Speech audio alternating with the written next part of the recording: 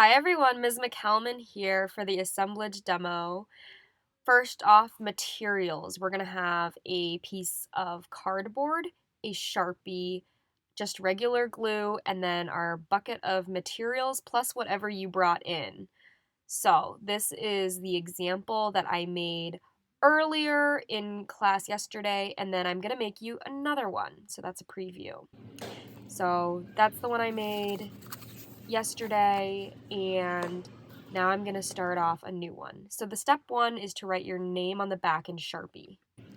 Make sure you're writing your full name and what hour you are in. This will just help because they might look very similar as we keep making these. So that is mine, Ms. McCalmon. I don't have an hour.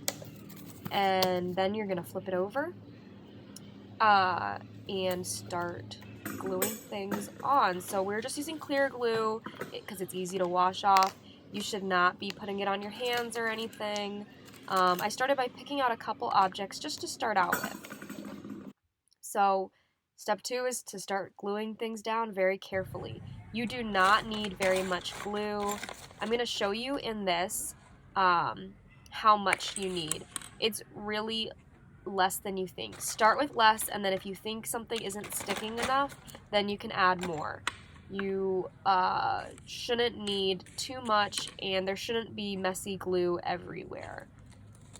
So I kind of picked a couple objects out, and now I'm going to start with this cap, and you'll see how much glue I need. So unscrew the lid a little bit, and then I added a little dot that's like less than the size of a pea, and then it's stuck on really nicely, and that's all you need. For different objects, you might want to put the glue on the cardboard instead of on the object, just depending on what it is.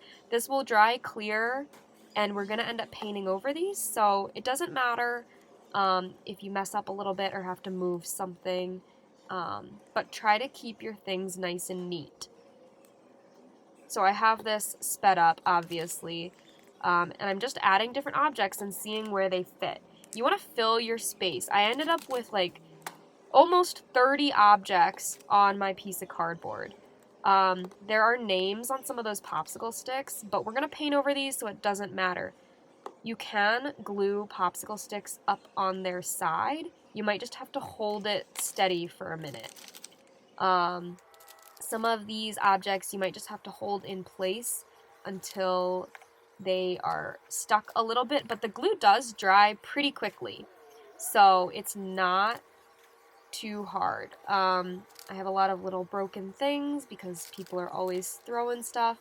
If an object is too big, we can cut it to make it smaller. So I cut this fork in half, and I tried to stick it down, and it wasn't really going, so I added another piece of glue so it would stick down, and I just held it in place for a little bit.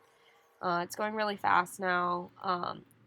A lot of these little cardboard strips are awesome for filling in small spaces. And then I wanted to put that crayon bit standing straight up. So not everything has to be flat on there, but you don't want something sticking really far out of your cardboard because it'll probably end up falling off. And there's a marble, which reminded me of Squid Games. I don't know if any of you guys are watching that, but it reminded me of that episode.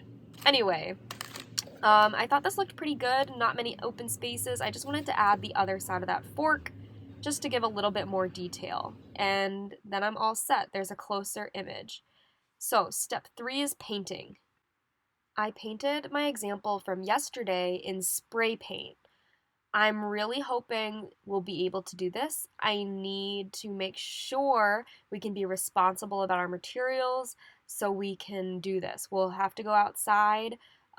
This is something we'll have to earn, and I'll be talking to Mr. Colton about it.